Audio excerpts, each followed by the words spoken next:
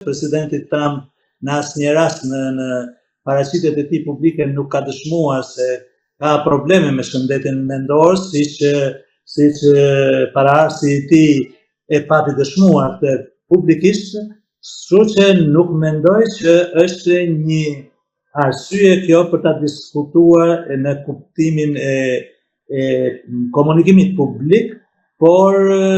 besoj shumë se e majta amerikane është një e majtë deri diku radikale, një e majtë tipike, domethënë përjashtu në çështjet e ekonomisë së tregut, ku edhe aty